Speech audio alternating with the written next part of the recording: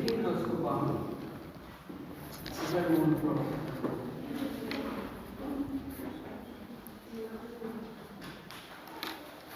যেগুলো স্কুল পড়ার সময় অর্থাৎ থিওরিতে পড়ার সময় একটু মূল কথাটা বোঝার চেষ্টা করবো। প্রত্যেকে আসছে থেকে তোমাদের বলছিলাম যে প্রত্যেকটা স্কুল সে যেখান থেকে আসছে তার তার এক ধরনের ছাপ বহন করে। কারণ যে কোনো থিঙ্কারে তার সোসাইটির উপরে এবং লক্ষ্য হচ্ছে সেটা ব্যাপারটা মাইন্ড কোনোভাবে থাকে। এবং এই স্কুলটা শুরু হয়েছিল 19 শতাব্দীর প্রথম থেকে মিডল, এবং ওই সময় সোশ্যোলজির স্বর্ণযুগ।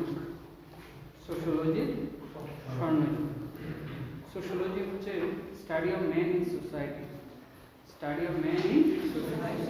মানুষ সমাজে কীভাবে বসবাস করে, তাদের পরস্পরের রিলেশন, তারা কীভাবে একজন আরেকজনকে প্রভাবিত করে, এগুলো হচ্ছে sociology.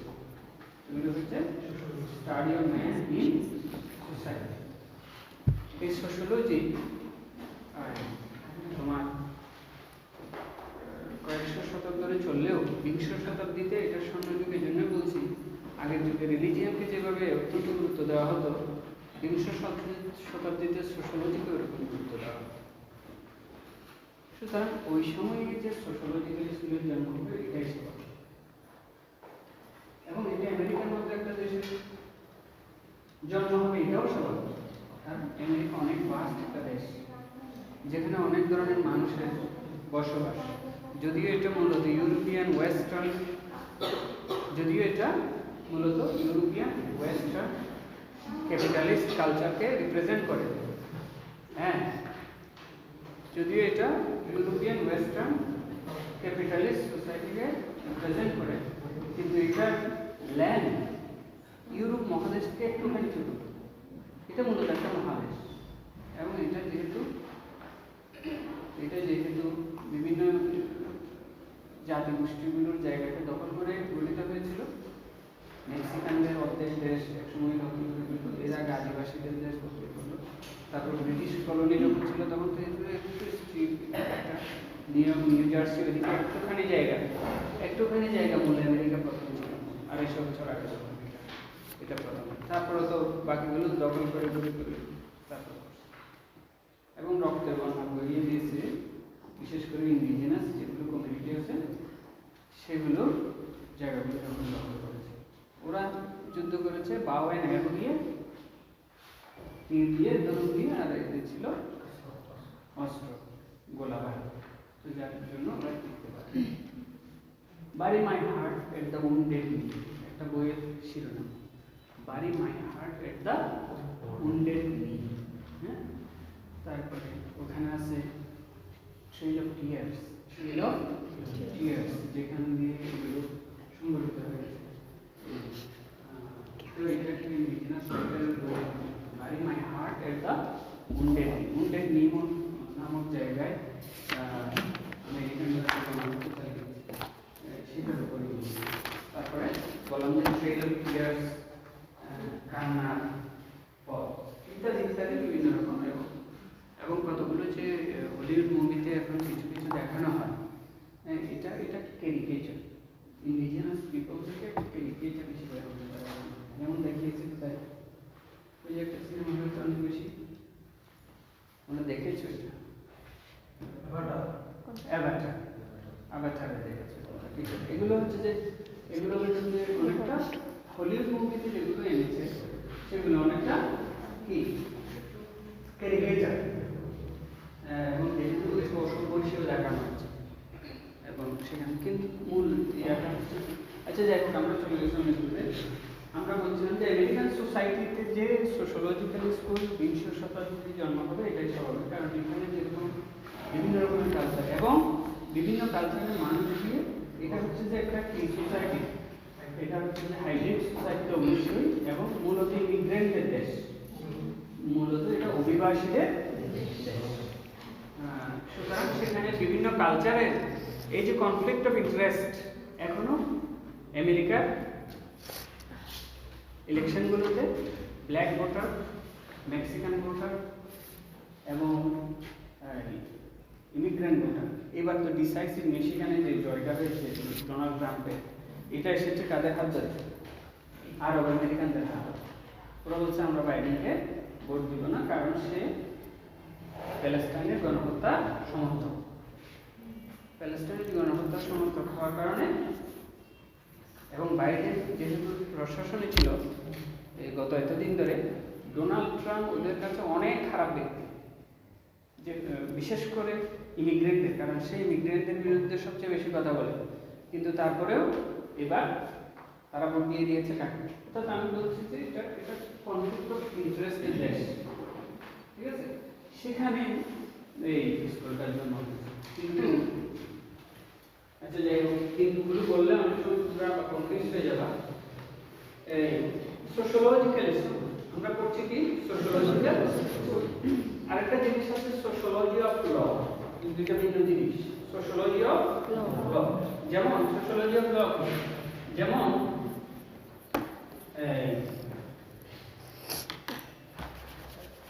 Economy of succession law. Succession law কি নিয়ে ডিল করে? সম্পত্তি নিয়ে ডিল করে। সম্পত্তি একটা ইকোনমিক ফ্যাক্টর না? তো এটার একটা অ্যানালাইসিস হতে পারে যে সাকসেশন ল কিভাবে ইকোনমিকে কোন দিকে নিয়ে যাবে, কেমন? এটা নিয়ে ডিল করে। এটা হচ্ছে সোশ্যোলজি। যেমন সোশ্যোলজি অফ ল এর একটা উদাহরণ হচ্ছে ক্রিমিনোলজি। এই ক্রিমিনালদের মাইন্ড কি, মাইন্ডসেট কিরকম, কিভাবে তারা কাজ করে। হ্যাঁ, একটা সমাজে যদি ক্রিমিনাল ল সঠিকভাবে পেনাল ল করতে হবে, ক্রিমিনোলজি আগে বুঝতে হবে, তাই না? তাহলে ক্রিমিনোলজি এই ল সোশ্যোলজি, এটা এক ধরনের সোশ্যোলজি অফ ল। কেমন? এটা সোশ্যাল ইফেক্ট কি ধরনের ল করলে এদের দিয়ে কন্ট্রোল করা যাবে ইত্যাদি। তাহলে এটা একটা জিনিস ক্রিমিনোলজি, তাহলে একটা গ্রাম শব্দ অথবা একটা লয়ের অ্যানালিসিস। কিন্তু সোশ্যোলজিক্যাল স্কুল ওর কথা বলছে যে law as an instrument of social control. Law as an instrument of social control. Law হচ্ছে সমাজের কন্ট্রোল প্রতিষ্ঠার একটা হাতিয়ার, কেমন? এবং বিভিন্ন ধরনের ইন্টারেস্টগুলোকে রিকনসাইল করে, বিভিন্ন ধরনের ইন্টারেস্টগুলোকে কি করে?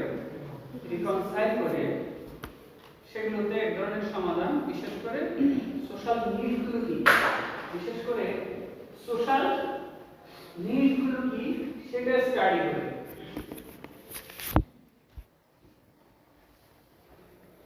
সমাজের প্রয়োজনে আইন, ওরা বলে সমাজের প্রয়োজনে আইন, এবং আইনের দ্বারা সমাজে যেগুলো কনফ্লিক্ট অফ ইন্টারেস্ট গুলো আছে সেগুলোকে রিকনসাইল করে, যতটুকু সম্ভব কম ফ্রিকশন রেখে, যতটুকু সম্ভব সমাজের মধ্যে কম দ্বন্দ্ব যাতে সৃষ্টি হয়, দ্বন্দ্বগুলোকে নিরসন করে লটা তৈরি করতে হবে। এই জন্য এই স্কুলের মূল একটা কাজ হচ্ছে সমাজের সমস্যাগুলো নিরূপণ করা, সমাজের সমস্যাগুলো নিরূপণ করা। যেমন ধরো একটা উদাহরণ তোমরা হামিউদ্দিন খানের বইয়ে পাবা, যে আমেরিকায় একসময় দেখা গেল যে ওখানে হাইওয়েতে ডাকাতি হচ্ছে। হাইওয়েতে কি হচ্ছে? ডাকাতি হচ্ছে, অনেক বেশি বেড়ে গেছে ডাকাতি হচ্ছে।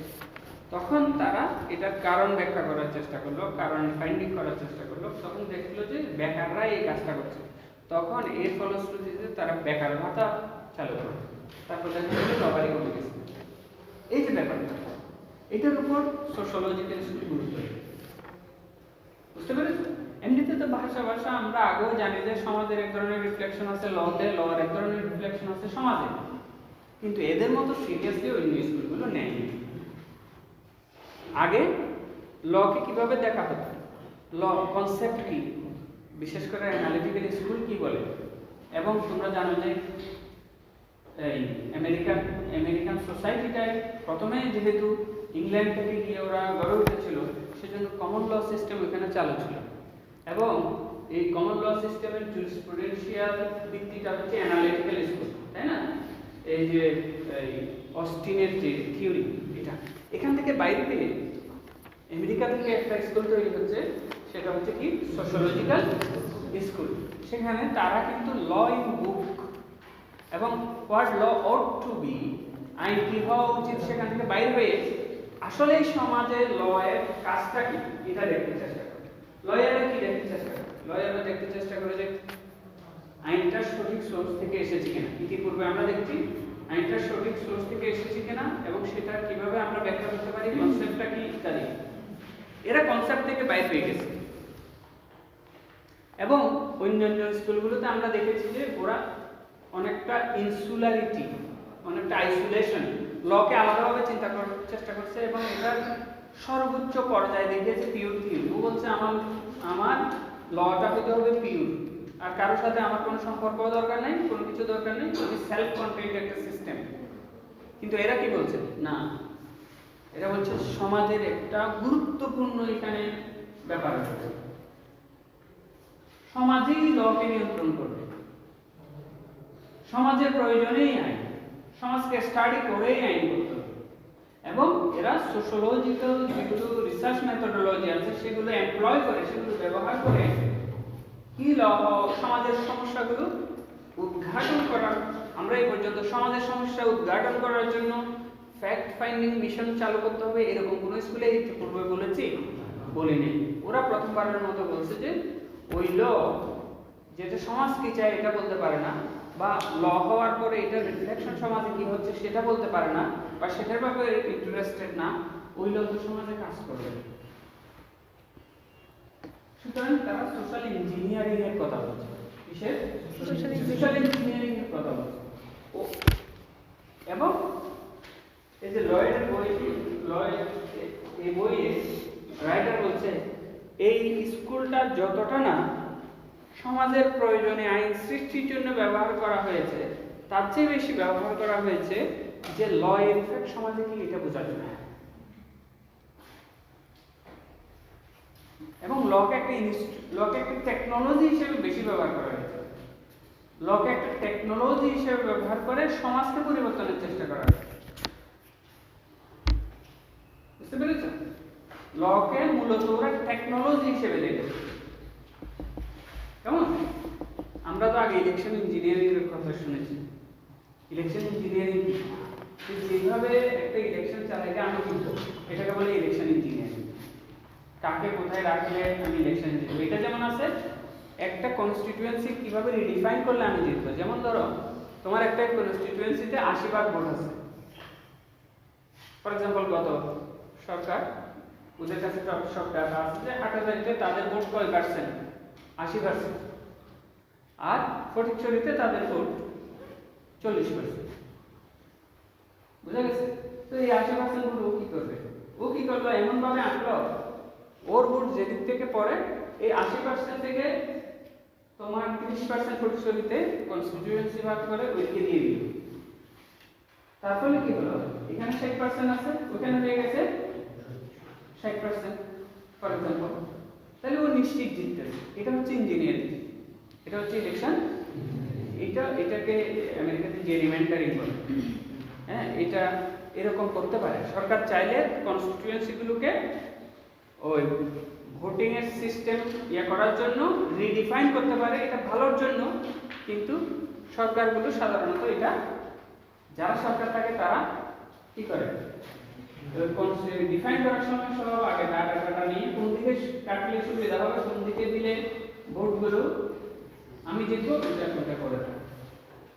ইঞ্জিনিয়ারিং বোঝানোর জন্য আমি এটা তোমাদের বললাম, ইলেকশন ইঞ্জিনিয়ারিং না। সোশ্যাল ইঞ্জিনিয়ারিং, সোশ্যাল ইঞ্জিনিয়ারিং হচ্ছে সমাজকে পরিবর্তন আমি করি, একইভাবে সমাজকে আমি পরিবর্তন করে দিতে পারি।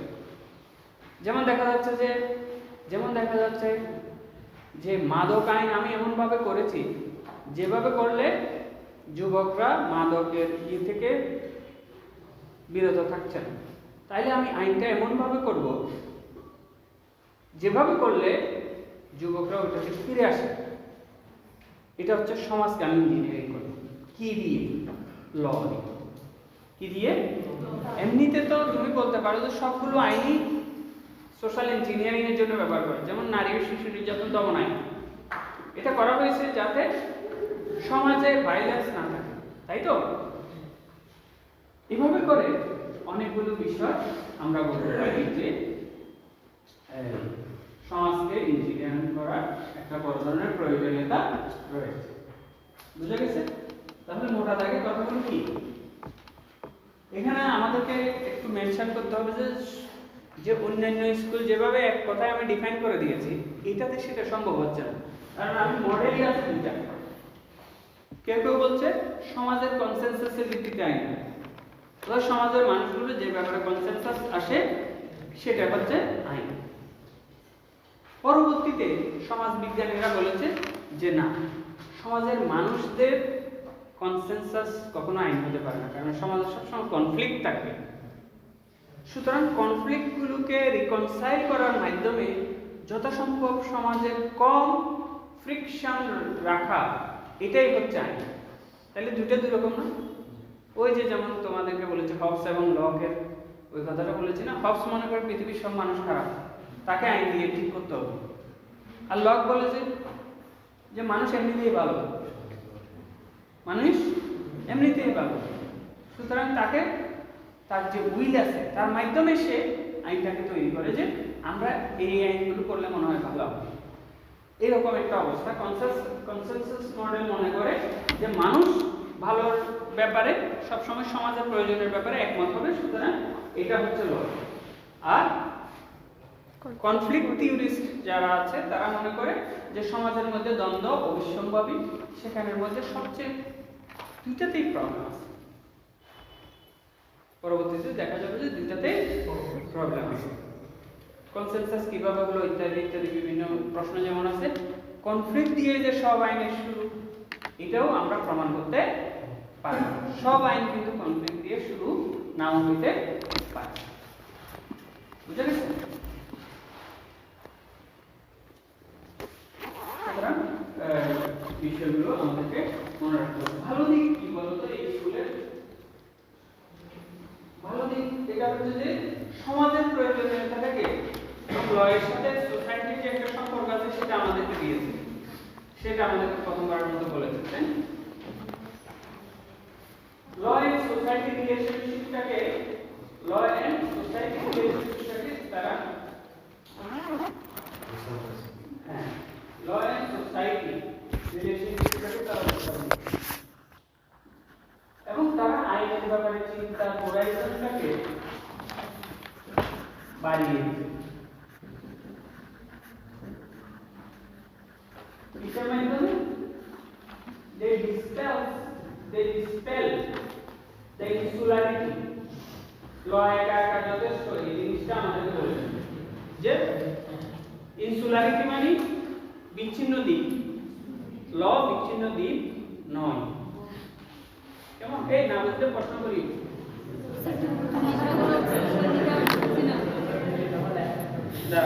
বলো। মেরিট মানে হচ্ছে ভালো দিক কি? মেরিটের দুই নাম্বার এটা হচ্ছে প্রথম হচ্ছে এই স্কুল আমাদেরকে ল এন্ড সোসাইটির মধ্যে যে একটা সম্পর্ক আছে সেটা আমাদেরকে বলেছে। এই ন্যাচারাল ল সেটা আমাদেরকে বলেছে, অ্যানালিটিক্যাল স্কুল কি বলেছে? বলে নাই তো। পিওর থিওরি অফ ল বলেছে যে সমাজের, তো এরা তো এটা বলেছে আমাদের। আমরা কি করছি আসলে? আমরা জানি এটা বলতে হবে, আমরা পড়ছি যে এই এই ল কি এই কথাটাই তো। ল কি এই কথাটার মধ্যে সমাজের, সমাজ দিয়ে লকে ডিফাইন করার কাজকে ইতিপূর্বে আমরা বাকি স্কুলগুলোতে এখনো দেখেছি, সামনে হয়তো অন্যগুলোতে দেখতে পারি। কিন্তু সোশ্যোলজিক্যাল স্কুল কি বলেছে? যে সমাজের প্রয়োজনে আইনটা তৈরি করতে হবে এবং law is a system of social control. এই সমাজকে নিয়ন্ত্রণ করার জন্যই আইন, সমাজকে নিয়ন্ত্রণ করার জন্য আইন। এবং সেখানে অন্যতম একটা গুরুত্ব পেয়েছে কি? কনফ্লিক্ট লয়ের যে কনফ্লিক্টিং ইন্টারেস্ট যেগুলো রয়েছে, সেই কনফ্লিক্টিং ইন্টারেস্টগুলোকে কি করার জন্য, রিকনসাইল করার জন্য লয়ের সৃষ্টি হয়েছে। রাইট, আমাদের বলছে কেমন? আর কি দুই নাম্বার? এটা তো বুঝতে পারছেন স্যার, লেখাটা বোঝা যাচ্ছে না। স্যার, লেখা বোঝা যাচ্ছে না। না, আমি তো বলছি মুখে ব্রড এন্ড হোরাইজন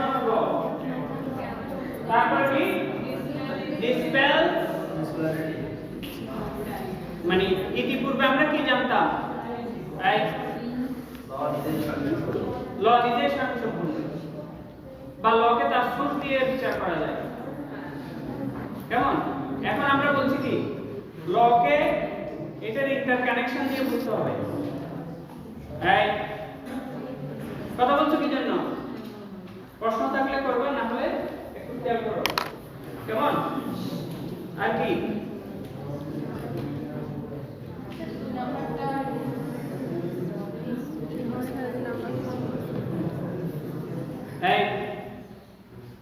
রেজাল্ট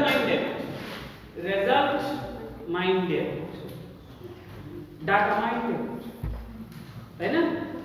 একজন কমেন্ট করেছে যে ফাউন্ড ছিল case minded, result minded and process minded. Case minded, result minded and process minded. বুঝতে পেরেছো? সমাজে লটার ইফেক্ট কি এটা জানার জন্য তারা আমাদেরকে চেষ্টা করতে বলেছে। শোনো, আমেরিকান লিগ্যাল সিস্টেম যদি তোমরা পড়ো, সেখানে এখন তো লয়ের পড়াশোনাটা কেস, ওরা কেস মেথডে লেখাপড়া করে। আমেরিকান আইনের ক্ষেত্রে কি মেথডে পড়াশোনা করে? Case method. কারণ লগুলো সবগুলো রিফ্লেকশন আসে উচ্চ আদালতের রায়, এই জন্য আমেরিকান স্টুডেন্টদের সাথে যদি তুমি ল নিয়ে কথা বলো, তারা তোমাকে বলবে যে এই বিষয়ে মানে যেগুলো লিডিং কেস আছে, যে মনে করো 54 সাল থেকে 70 সাল পর্যন্ত একটা কেস দ্বারা ওই বিষয়টা নিয়ন্ত্রিত হতো, ওই কেসটার নাম দিয়ে তোমাকে ওইটা বলবে। কেমন? যেমন এই যে বোর্ড অফ এডুকেশনের কেসটা কি ভার্সেস বোর্ড অফ এডুকেশন, আচ্ছা যাই হোক, তারপর তোমাকে বলবে রো ভার্সেস ওয়েড। কেমন? এরকম প্রত্যেকটা বিষয়ে, কারণ কেসের মধ্যে আবার সবগুলো ল এর রিফ্লেকশন আছে। এটা এখন তুমি বলতে পারো যে, কিন্তু একটা বড় মানে তুমি যদি জুরিসপ্রুডেন্স ওয়াইজ বলো, তাহলে দেখবা যে ওদের জাজেসরা জাজমেন্ট দেওয়ার সময় সবসময় এই যে সমাজ থেকে ডেটা নিয়ে এটা করার কথা বলে। অর্থাৎ ইতিপূর্বে এটা আমরা কিভাবে করেছি? সোশ্যাল সায়েন্টিস্টদের গবেষণার উপর ভিত্তি করেই তো রায়গুলো দিয়েছে। যেমন একজন জাজ যখন এমন কোনো বিষয়ে ডিসাইড করতে চায় যে সমাজে আসলে কি চলছে, তখন আমরা কিভাবে সেটা করেছি? সোশ্যাল সায়েন্টিস্টরা ওই বিষয়ে কি লেখালেখি করেছে সেটা এনে আমরা জাজমেন্ট দিয়েছি, এটাই তো। কিন্তু সোশ্যোলজিক্যাল স্কুল বলে যে ল এর স্টুডেন্টদের ওরিয়েন্টেশনই হবে সোশ্যোলজি নিয়ে, সেটাই তো বলে, তাই না? যে আমাদের সবচেয়ে মাইন্ড আমাদের থাকতে হবে কোন দিকে? সমাজ কিভাবে আইনটা বানায়, একটা আইন তৈরি হওয়ার পরে সমাজে সেটা কিভাবে রিফ্লেক্ট করে, এবং অ্যামেন্ডমেন্ট প্রসেসে সমাজের কোন মানুষগুলোর মতামতগুলো উঠে আসে, কাদের মতামত পিছনে পড়ে যায়। কনফ্লিক্ট মডেলের একটা বড় ধরনের সমালোচনা, মানে বড় ধরনের একটা বিষয় হচ্ছে কার কনফ্লিক্ট। আলটিমেটলি তো এলিটদের কথাই আইন হয়। তাহলে ওরা যে বললো যে রিকনসাইল মানে কনফ্লিক্টগুলোকে রিকনসাইল করে ল হয়েছে, না, এটা তো হয়নি। অনেকের ইন্টারেস্টগুলো তো কনসিডারেশনই আসে নাই, অনেকের তো এইরকম ভয়েসও নাই যে তারা যে ওদের কথাগুলো বলবে। এখানে দুইটা কথা বলেছে ও বলেছে, তাহলে আমরা বুঝবো কিভাবে সমাজের কনফ্লিক্ট কোনগুলো। এক পর্যায়ে সে বলেছে হয়তো লিগ্যাল প্রসিডিংস থেকে আমরা বুঝবো, অথবা লেজিসলেটিভ প্রপোজাল থেকে আমরা বুঝবো। কি থেকে? লিগ্যাল প্রসিডিং থেকে আমরা বুঝবো, কারণ লিগ্যাল প্রসিডিং বেসিক্যালি কি, সমাজের কনফ্লিক্টগুলো কোর্টে যায়। মামলা কেন হয়? দ্বন্দ্বের কারণে তো হয়, কনফ্লিক্ট আছে বলেই তো হয়। সমাজের মানুষের দ্বন্দ্বগুলোই তো কোর্টে যায়। ও বললো যে মামলাগুলোর প্রসিডিংগুলো দেখে আমরা বুঝবো যে সমাজের কনফ্লিক্টগুলো কি। আর কিভাবে দেখবো? লেজিসলেটিভ প্রপোজাল, জনপ্রতিনিধিরা কি কি প্রপোজাল পার্লামেন্টে নিয়ে আসছে সেখান থেকে আমরা বুঝবো। এই দুটাই প্রবলেম। কারণ অনেকগুলো মামলা, অনেকগুলো মানুষ কখনো তাদের ওই যে কস্ট ইনভলভ, এই জন্য, অথবা সমাজে ওরা এতই দুর্বল যে পাওয়ারফুলের বিরুদ্ধে মামলা করলে তাকে পিষে ফেলবে এখানে, সেজন্য সে মামলাগুলো করছে না, ভয়ে মামলাগুলো করছে না, অথবা কষ্টের জন্য সে মামলাগুলো করছে না, মোট কথা দুর্বল বলে সে মামলা করতে পারছে না। তাইলে আমি লিগ্যাল প্রসিডিং থেকে কখনোই বুঝতে পারবো না যে সমাজের কনফ্লিক্টটা কি। দুই, লেজিসলেটিভ প্রপোজাল দিয়েও আমি বুঝতে পারবো।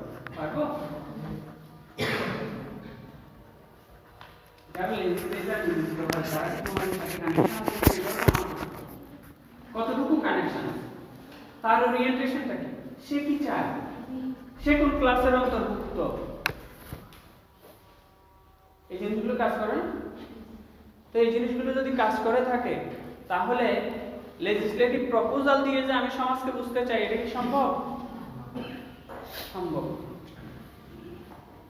3 নাম্বার, রস্কো পাউন্ড নিজে একটা লিস্ট তৈরি করেছে যে এইগুলোই হচ্ছে সমাজের কনফ্লিক্টিং ইন্টারেস্ট, কিন্তু এটা উনি করেছে ধারণার বশে, ওই দুইটা জিনিসকে দেখে, লিগ্যাল প্রসিডিং এবং লিগ্যাল প্রপোজাল। তাহলে যেটা সাইন্টিফিক্যালি প্রুভেন না, এবং সেটা আমাদেরকে নিয়ে যায় ওই যে ল, মানে মানুষের নেচার কি, ওইখানে মানুষের নেচার কি, মানুষের নিড কি, আমি কি দেখে বুঝবো? তার ওপিনিয়ন দেখে, তার বিহেভিয়ার দেখে? এগুলো বিভিন্ন ধরনের প্রশ্ন চলে আসে। আমি কেমনে বুঝবো এটা মানুষের নিড, এটা কোন মানুষের নিড, সমাজের কোন সেগমেন্টের নিড? এটা লেজিসলেটিভ প্রপোজাল হিসেবে উঠে এসেছে বলে কি আমি এটাকে নিড হিসেবে একেবারে মেনে নিব? এই ধরনের বিভিন্ন ধরনের প্রবলেম এখানে চলে আসে। তাহলে আর কেন এই স্কুলের উৎপত্তি কেন হয়েছে? কারণ সমাজের প্রয়োজনের সাথে লয়ের ম্যালঅ্যাডজাস্টমেন্ট হচ্ছে। যে আইন আমরা পাই তার সাথে দেখা যাচ্ছে সমাজের প্রয়োজনের কোনো মিল নেই, সেজন্যই সোশ্যোলজিক্যাল স্কুলটা তৈরি হয়েছে এবং সেটাই ওরা অ্যাড্রেস করে। ওই যে ব্রিজিং দ্য গ্যাপ, স্যার কি হিস্টোরি ওরা কি চেষ্টা করে? Bridging the gap between the existing law and the social need, সমাজের প্রয়োজন এবং লয়ের মধ্যে যে মানে গ্যাপ থেকে যাচ্ছে, সেটার জন্য এই এই এই স্কুলটা আমাদের কাছে আপিলিং নয়। সেগুলো সব ঠিক আছে, কিন্তু ডিমেরিট গুলো কি? 1 নাম্বার ডিমেরিট হচ্ছে লয়ের মানুষদের সোশ্যাল সায়েন্সের ট্রেনিং নেই, এটা হচ্ছে বড় সমস্যা। কারণ তুমি ফ্যাক্ট ফাইন্ডিং সত্যিকার ভাবে সায়েন্টিফিক্যালি করতে হলে তোমাকে তো লয়ের মেথডোলজি, সোশ্যাল সায়েন্সের মেথডোলজি জানতে হবে। তোমার টাইম আছে নাকি? লয়ারের টাইম আছে, যাদের টাইম আছে 1 বছর গবেষণা লাগবে একটা বিষয়ে গবেষণা শেষ করে আসতে। তুমি আছে মেথডোলজি, এটা ডেডিকেটেড, তোমাকে এখানে টাইম স্পেন্ড করতে হবে উইথ ডেডিকেশন। এটা কি তুমি করছো? সুতরাং এটার দ্বারা আমাদের কাজ চলছে না। 3 নাম্বার, ওই যে ওগুলো তো আছেই, যে কার ইন্টারেস্ট কিভাবে রিকনসাইল করবে, এখানে কার ভয়েসটা ভ্যালুয়েবল ইত্যাদি, কেমন? এটাকে আমরা বলতে পারি হুজ ভয়েস, কেমন? Whose voice counts, whose voice counts. Social need কি এটা বলার ক্ষেত্রে কাদের ভয়েসটাকে সাধারণত প্রাধান্য দেওয়া হয়? হ্যাঁ, এটাই পাওয়ারফুল কার। সুতরাং এটা আলটিমেটলি আমাদের এক 4 নাম্বার হচ্ছে ট্রানজিশনাল সোসাইটি। ট্রানজিশনাল সোসাইটি হচ্ছে যে ওই সোসাইটি যেটা স্টেবল না, যেখানে এই এখন বাংলাদেশ যে অবস্থা আছে এরকম সবাই বলছে এটা সঠিক। একটা কনস্টিটিউশন থাকলে ওইটা যদি অনেক মানুষ এটাকে প্রটেস্ট না করে তখন ওই কনস্টিটিউশনটাই হচ্ছে ওই সমাজের কনসেনসাস হিসেবে ধরে নেওয়া হয়। কিন্তু ট্রানজিশনাল সোসাইটিতে হাজার ধরনের ইন্টারেস্ট উঠে আসে, এই হাজার ধরনের ইন্টারেস্টকে এই থিওরি কখনোই ট্যাকেল করতে পারবে না। এটা স্টেবল সোসাইটিতে এটা মাত্র কয়েকটা ক্লেম যেগুলো নিয়ে বারবার কনফ্লিক্ট হচ্ছে সেগুলোকে এটা সমাধান করতে পারে, কিন্তু ট্রানজিশনাল সোসাইটির জন্য এটা কোনো ল দিতে পারে না। তারপর কি, তারপর হচ্ছে এটা শুধুমাত্র ওয়েস্টার্ন সোসাইটিকে, ওয়েস্টার্ন ক্যাপিটালিস্ট সোসাইটিকে এটা রিপ্রেজেন্ট করে, কিন্তু সেক্ষেত্রেও বলা হচ্ছে যে ও ওয়েস্টার্ন সোসাইটির সবগুলো বিষয় এই থিওরি দ্বারা উঠে আসা সম্ভব নয়। তারপরে আরেকটা জিনিস আছে ওল্ডার ক্লেমস নিউয়ার ক্লেমস। আমাদের এখন হচ্ছে না ওল্ডার ক্লেমস নিউয়ার ক্লেমস, কে বলছে যে নতুন করে লিখতে হবে সংবিধান, কে বলছে যে না 71 ওই স্পিরিটের বাইরে কোনো সংবিধান লেখা যাবে না,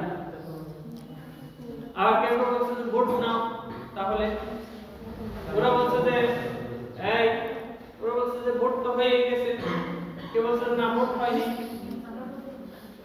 এই যে ব্যাপারগুলো, তাহলে কোন ক্লেমটা আমি নিব, কোন ক্লেমটার উপর বেসিস করে আমি আগাবো? সোশ্যালজিক্যাল সোসাইটি, সোসাইটি কোন সোসাইটি, কার সোসাইটি?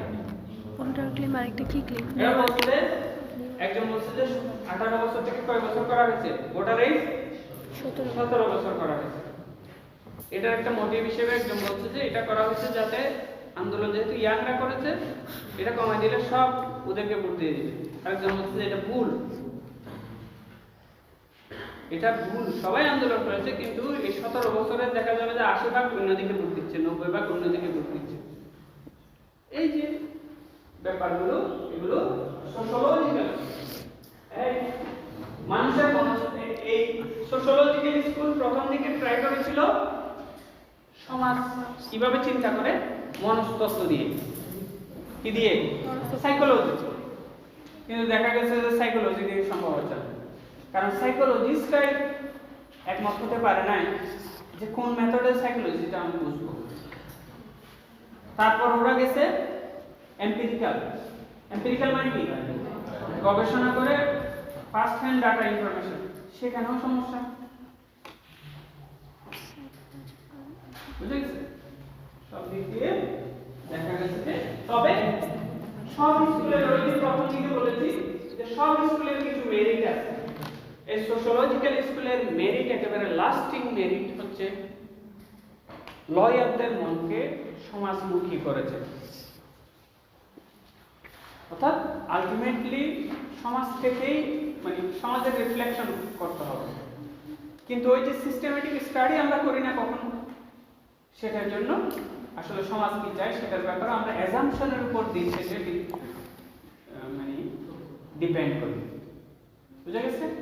মূল কথাগুলো বলে ফেলেছি তোমাদের, হয়তো ছোটখাটো দুই একটা পয়েন্ট, ছোট পয়েন্টগুলো বাদ গেছে, কিন্তু মূল কথা তোমাদেরকে বলে ফেলেছি। সেটা হচ্ছে সোশ্যালজিক্যাল স্কুল কেন তৈরি হলো, কোথায় তৈরি হলো, এর মূল কথা কি, এর মূল সমস্যা কি। বুঝা গেছে? এইবারের প্রশ্ন আমি একটা প্রশ্ন দিয়েছিলাম, তোমরা একটু দেখবা যে সোশ্যালজিক্যাল স্কুলের সাথে হিস্টোরিক্যাল স্কুল কোথায় মিল কোথায় অমিল, এরকম একটা প্রশ্ন দিয়েছি। তোমাদের যদি হিস্টোরিক্যাল স্কুল পড়াইনি, আগামী ক্লাসে পড়াবো হিস্টোরিক্যাল স্কুল। হিস্টোরিক্যাল স্কুল কিন্তু সোশ্যালজিক্যাল স্কুলের আগে, বুঝা গেছে? এটা 1800 শতকের, 19 শতকের নাকি 1800 শতকের শেষের দিকে। এই হিস্টোরিক্যাল স্কুল নিজেই সোশ্যোলজিক্যাল স্কুলকে প্রভাবিত করে। কেমন? সোশ্যোলজিক্যাল স্কুল কি করেছে? প্রভাবিত করেছে। এই কারণ হিস্টোরিক্যাল স্কুল প্রথমবারের মতো বলেছে যে সমাজ থেকেই আইন আসে, সমাজ থেকে আইন আসে, কিন্তু সে অন্যভাবে বলেছে কথাটা। সে বলে যে পিপলস স্পিরিট ইজ ল। তোমরা একদম যদি আবার আমি স্পিরিটের বাংলা বলি, বক্স জেস্ট, ও বলছে people's spirit, people's spirit is law. অর্থাৎ ল ট্রেডিশন থেকে আসে। ল থেকে আসে, ট্রেডিশন থেকে আসে। অর্থাৎ এই প্রত্যেক পিপলকে, যেমন আমাদের দেশ, আমরা একটা পিপল, এই পিপলের মূল স্পিরিটকে আমাদের বুঝতে হবে। হিস্টোরিক্যাল স্কুলের মূল কথাই হচ্ছে এটা, যে ওই নির্দিষ্ট সমাজের স্পিরিটটা বোঝা যাবে কিন্তু তার কাস্টম থেকে, এক থেকে কাস্টম থেকে। এই মানুষগুলো চিন্তা কিভাবে করে, এই মানুষগুলো চিন্তা কিভাবে করে, মিডল ইস্টের মানুষ যেভাবে চিন্তা করে আমরা কি সেভাবে চিন্তা করি? এই জন্য ওদের দেশে ডিক্টেটর 50 বছর একসাথে থাকতে পারে এবং কোনোটা 100 বছর আছে। যেমন সৌদি মোনার্কি 100 বছরের বেশি এখনো চলমান, সবচেয়ে কম কন্টেস্ট হয়েছে ওখানে, আরো কোনো জায়গায়। কিন্তু আমাদের এখানে 5 বছর পর ভোট না দিলেই মানুষ পাগল হয়ে যায়। এটা মানসিকতা। তুমি বলতে পারো চাইনিজ মাও তো ওদের দেশে প্রসপারিটি দিয়েছে কিন্তু গণতন্ত্র রুখে দিয়েছে, কিন্তু সমস্যা হচ্ছে মনস্তত্ত্ব। কারণ ওখানে মনস্তত্ত্ব তৈরি করেছে কনফুসিয়াস, ওখানে মনস্তত্ত্ব তৈরি করেছে কে? কনফুসিয়াস। শান্তি টাইপের, ঠিক আছে?